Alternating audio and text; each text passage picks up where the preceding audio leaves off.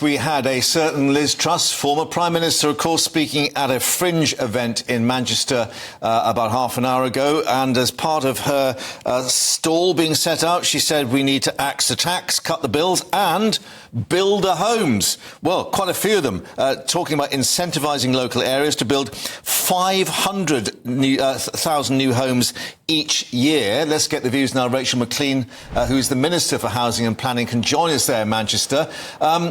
That's a tall order, isn't it? 500,000 is pie in the sky, isn't it? Yeah, hi. Well, thanks for having me on. Obviously, I've been in a huge number of fringe events talking about how we can build the homes the country needs.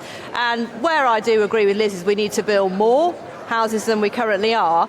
But we have a number of pieces of work going on to address that. And I'm confident that we will be able to do a lot better against our housing targets when we've made those changes. We have to take these long-term decisions. They won't be popular with everybody, but that's how we have to think about what's needed for the country's future.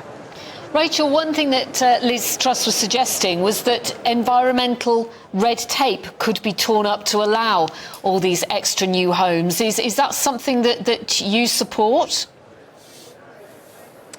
It depends what you mean. Some of it does need to be torn up, and we've seen that with this area of nutrient neutrality. Those are a set of defective EU laws that we've inherited. We've now left the EU. We don't need to stick to their way of looking at this. We brought forward some proposals to actually remove those laws to enable us to build 100,000 homes that actually have planning permission. But unfortunately, the Labour Party voted all that down in the Lords, which just goes to show that despite everything that they say about being on the side of the builders, not the blockers, it's absolutely a load of nonsense. And they just flip-flopped and changed their minds. But we do absolutely need to address some of these issues.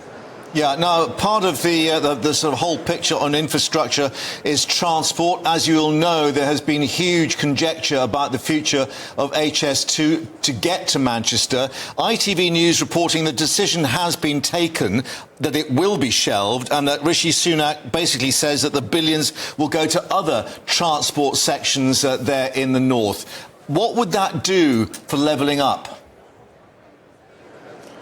Well, clearly ITV News knows more than I do. As far as I'm aware, no decision has been made. But I think the point is the Chancellor and the Prime Minister are right to look at these long-term decisions. We have spent billions of pounds on HS2. Yes, there are very strong arguments for doing it.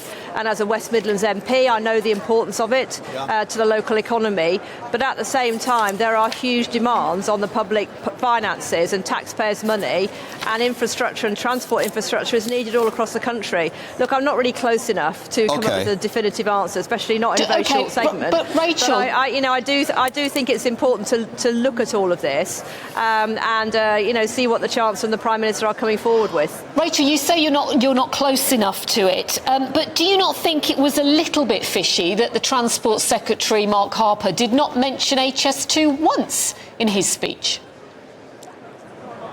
Well, as I say, I haven't actually been able to attend any of these speeches because I've literally been in about he didn't mention. I'm telling you, Rachel, he did not mention it once. He didn't mention it. So is that not a little bit of a clue what's going on here?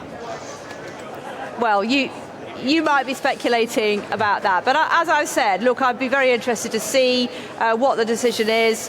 It's not a decision for me, but ultimately I agree with the principle that if we're spending billions of pounds of public money, of taxpayers' money, we do need to look carefully at where it's being spent. But what I don't agree with, actually, is a sort of criticism that this is a sort of an attack on levelling up, because at the same time, just this week, you've seen £1 billion worth of investment going into towns all across the country. You've seen devolution, free ports, investment zones. We have a very ambitious programme of levelling up, and we need to obviously deliver that so people can feel the difference. It's not just all about HS2, even though that is important. OK, what we do know is that Jeremy Hunt, who will be giving this keynote speech fairly shortly, has been telling reporters that they're looking into HS2 to find out why it's so expensive and why it's faced so many issues. Now, the problem is the Tory government's had 13 years to do that. How have you let it get so badly out of control? I think that is the right question to be asking about the planning system. One of my areas where I am the minister responsible is for planning, and I know there are a number of issues in the planning system. When you say why hasn't it been fixed in this particular time, a lot of factors have fed into this. We've had the pandemic, we've had war in Ukraine, we've had these existential pressures on our supply chain. But actually we did start a few years ago looking at the planning system, starting to take those long-term strategic decisions, looking at the infrastructure as a whole. Some of those are going to start feeding through very soon, actually. So we are taking action across a number of areas. And as I said, they won't be popular for everybody, but we have to think about planning as an infrastructure project, and we do need to make those changes so we get better at it. But there are key questions, aren't there? You know, were you sold a pup by developers, by the rail planners, by the engineers, or is it that basically it was a decision to get it done at whatever cost and, you know, pay the bill when it's all done? So I think that is a huge question, and the HS2 was started way before I even thought about going into politics, let alone became an MP. So you're asking questions, I think, that sort of stem back into the last government. Yeah. And I know that, you know, lots of ministers have looked at this, and I'm sure that there are those questions that you're asking are the right questions. They are fundamental questions, as in how did we get in this position where we have not been able to deliver this huge infrastructure project. We need to look at where we have got it right. We have got it right in some areas. We have been quite successful at delivering infrastructure in some other areas in terms of transport and some other things, and some of our energy projects in particular, and some of those net zero projects. We need to learn lessons from that and make sure that we don't make these mistakes if we are embarking on these big projects. And actually in our department we are looking quite fundamentally at the planning system to enable us not only to deliver the housing that people need in local areas, but also some of these big strategic projects, because we need to do that in the national interest. Can I ask you one last question, Rachel? Did you travel by rail to get to the conference?